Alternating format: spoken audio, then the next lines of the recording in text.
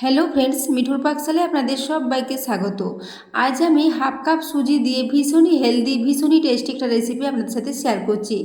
তো চলুন আজকে রেসিপিটা দেখে নেওয়া যাক। তো সবার প্রথমে গ্যাসে একটা কড়াই বসিয়ে দিয়েছি, তাতে এখানে জল নিয়ে নিয়েছি মেজারিং কাপ মেপে 1 কাপ পরিমাণে।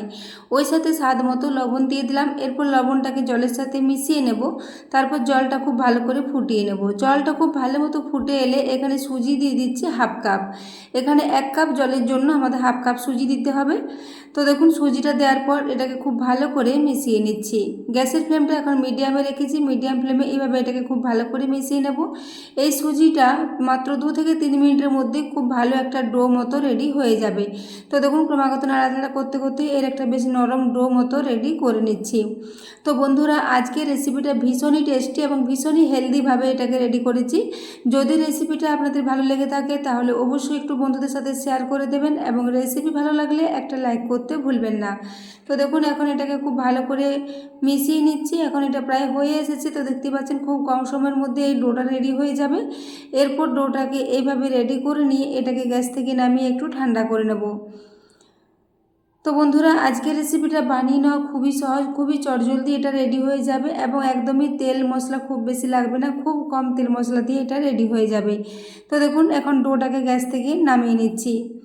এদিকে আমি একটা থালাতে একটু বাটার মাখিয়ে রেখেছি যাতে থালাতে না লেগে যায়। তো তারপর এখানে ওই ডোটাকে নিয়ে নিয়েছি। এরপর সুজিটাকে একটু হাতে করে আবার খুব ভালো করে মেখে নিচ্ছি।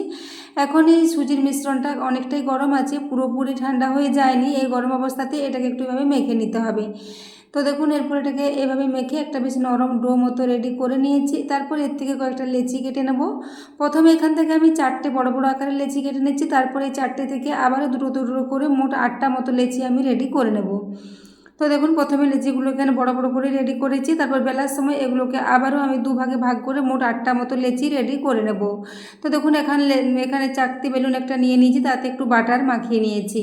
আমি পুরো রেসিপিটা আজকে বাটার দিয়ে রেডি করছি। আপনারা চাইলে তেল বা ঘি যে কোনো কিছু দিয়ে এটা রেডি করতে পারেন। তো দেখুন এখানে একটা ডো নিয়ে নিয়েছি। তারপর এটাকে একটু হালকা হাতে চাপ দিয়ে বেলে নিচ্ছি। তো এটাকে প্রথমে একটা রুটির মতো করে বেলে নেব।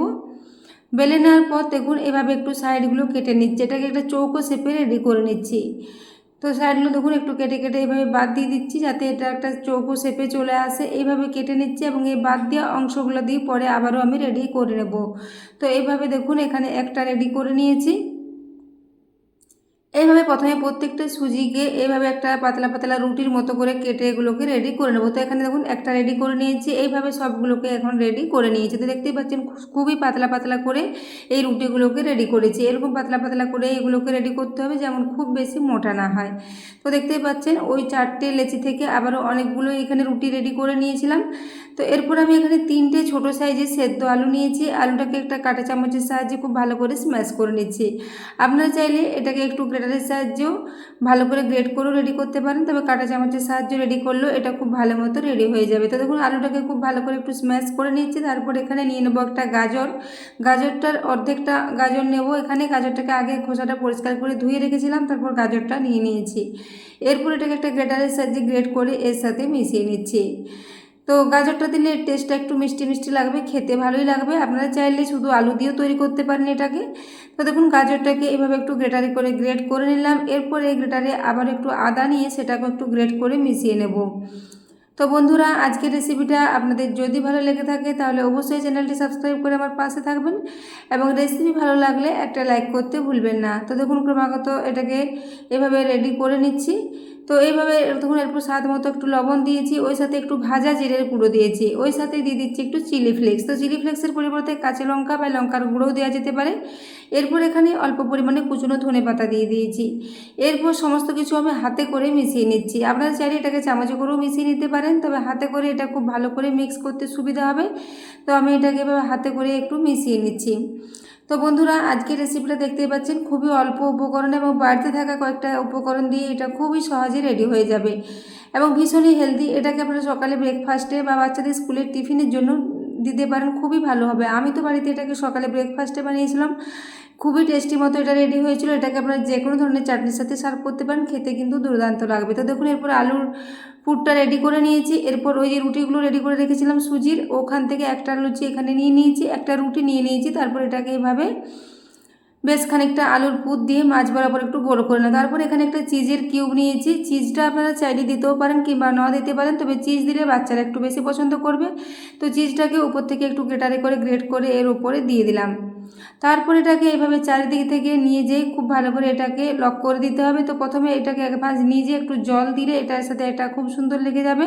তো দেখুন আমি একটু জল দিয়ে প্রত্যেকটা বাড়ি যতবার এখানে আমি একটু করে নিয়ে যাব জয়েন্ট করার জন্য ততবারই একটু করে জল লাগিয়ে নেব। তো দেখুন একটু করে জল দিয়ে দিয়ে এটাকে জয়েন্ট করে নিচ্ছি। জল দিয়ে দিলে এটা আর খুলে যাবে না, খুব ভালো মতো জয়েন্ট হয়ে যাবে। তো বন্ধুরা আজকের রেসিপিটা খুবই হেলদি, আপনারা বাড়িতে অবশ্যই একবার ট্রাই করবেন এবং ট্রাই করলে রেসিপি কেমন লেগেছে জানাতে ভুলবেন না। তো দেখুন আমি এরপর এটাকে এইভাবে একটা রেডি করে নিয়েছি। এইভাবে সবগুলোকে আগে রেডি করে নেব। তো দেখতে পাচ্ছেন এটা বানিয়ে নেওয়া খুবই সহজ। এইভাবে চারিদিক থেকে একটু জল দিয়ে মুড়ে দিলে এটা খুব ভালো মতো মুড়ে যায় এবং সাইডগুলো একটু হাতে করে মুড়ে দিলাম যাতে খুলে না যায়।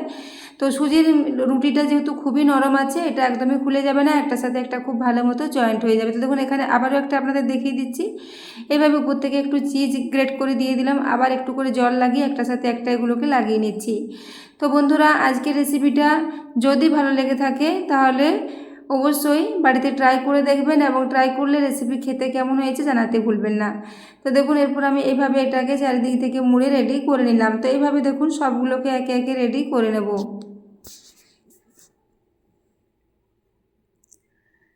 তো এখন দেখুন সবগুলোকেই রেডি করে নিচ্ছি। দুটো এখানে আগে রেডি করে নিয়েছি। তো এখন দেখুন সবগুলো একই সাথে রেডি করে নিয়েছি। এরপর আমি গ্যাসে আগে থেকে একটা তাওয়া বসিয়ে রেখেছি। তাওয়াটা গরম হয়ে এলে এখানে দিয়ে দিচ্ছি প্রায় 1 চা চামচ পরিমাণে বাটার। বাটারটাকে তাওয়ার চারিদিকে দিয়ে একটু গলিয়ে নেব। গ্যাসের ফ্লেমটা এখন মিডিয়ামে রেখেছি। তাওয়াটা এখন খুব ভালো মতোই গরম হয়ে গেছে। তারপর দেখুন বাটারটাকে খুব ভালো করে একটু ছড়িয়ে নিলাম। এরপর এখানে ওই সমস্ত সুজির নাস্তাগুলো যে রেডি করে রেখেছি ওগুলো একে একে সবগুলোই দিয়ে দেবো। যেহেতু তাওয়াটা অনেকটাই বড় আছে সবগুলো একই সাথে দেওয়া যাবে। তো এইভাবে একটু একটু করে জায়গা করে নেব, খুব ভালো করে একটার সাথে একটা দিয়ে তারপর সবগুলো একই সাথে দিয়ে একটু ফ্রাই করে নেব। এগুলো খুব বেশিক্ষণ ফ্রাই করতে সময় লাগবে না। বাটারটা দেওয়ার পর মিডিয়াম ফ্লেমে প্রায় 2 মিনিট মতো একটু উল্টে পাল্টে নাড়াচাড়া করে এগুলোকে একটু হালকা লালচে করে ভেজে নেব। তো এগুলোকে বন্ধুরা আপনারা যে কোনো চাটনির সাথে সার্ভ করতে পারেন, খেতে কিন্তু দুর্দান্ত লাগবে। আমার বাড়িতে এটা সবাই ভীষণই পছন্দ করেছিল। আপনারা অবশ্যই একবার ট্রাই করবেন এবং রেসিপি কেমন হয়েছে কমেন্টে জানাতে ভুলবেন না। তো দেখুন এরপর আমি সবগুলো একই সাথে দিয়ে দিয়েছি। এরপর চামচে করে এগুলোকে উল্টে নিচ্ছি। একদিকটা এখন একটু হালকা হালকা ফ্রাই হয়েছে, এইভাবে এগুলোকে উল্টে নেব। উল্টে নেওয়ার পর অপর দিকটা আবারও 1-1.5 মিনিট মতো একটু ভেজে নেব, তারপর এগুলোকে নামিয়ে নেব। তো বন্ধুরা এগুলো আপনারা সকালে ব্রেকফাস্টে বা বাচ্চাদের স্কুলের টিফিনে বা বিকেলের দিকে হালকা ফুলকা স্ন্যাক্স হিসেবেও এটাকে বানিয়ে নিতে পারেন। একদমই কম তেলে এগুলো রেডি হয়ে যাবে। খুবই অল্প পরিমাণে বাটার দিয়ে আমি এগুলোকে ভেজেছি। আপনারা ঘি বা তেল সব কিছু দিয়ে এটাকে রেডি করতে পারেন। তো সুজিটাকে আপনারা যদি চান ঘি দিয়ে ভাজতে পারেন, সেক্ষেত্রে টেস্টটা একটু বেশি ভালো হবে। তো দেখুন এরপর আমি এগুলোকে উল্টে নিয়েছি। এরপর আবারও উপর থেকে একটু বাটার দিয়ে দিচ্ছি, প্রায় 1/2 টিস্পুন পরিমাণে বাটার আবারও একটু দিয়ে দিলাম। তারপর এগুলোকে আবার একটু নাড়াচাড়া করে নেব। তো এইভাবে প্রায় 4 থেকে 5 মিনিট পর্যন্ত একটু নাড়াচাড়া করে এগুলোকে রেডি করে নিয়েছি। তো দেখতেই পাচ্ছেন এখন একটু হালকা হালকা লালচে কালার এসেছে। এগুলো খুব বেশি লাল করে ভাজার দরকার নেই, জাস্ট একটু ভেজে নিলেই হবে। তো দেখুন এরপর আমি সবগুলোকে ভেজে নিয়েছি। এরপর একটা প্লেটে এগুলোকে তুলে নেব। তার আরেকবার এগুলোকে উল্টে নিচ্ছি।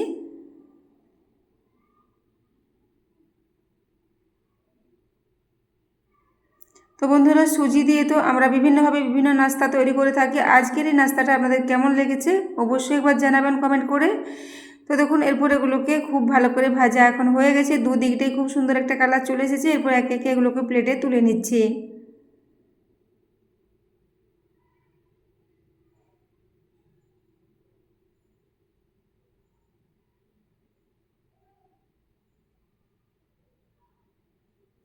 তো দেখুন এগুলো একে একে তুলে নিচ্ছি প্লেটে। খুবই অল্প পরিমাণ বাটার দিয়ে এগুলোকে ভেজেছি, একদমই বেশি পরিমাণে তেল বা ঘি এখানে প্রয়োজন হবে না। তো দেখুন এরপর এগুলোকে একে একে তুলে নেব, তারপর এগুলোকে সার্ভ করে দেব।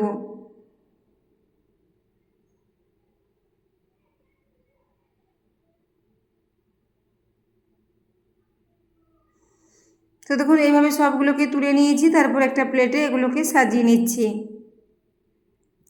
তো তো এগুলোর কালারটা দেখুন খুবই সুন্দর এসেছে, দেখতে ভীষণই লোভনীয় হয়েছিল।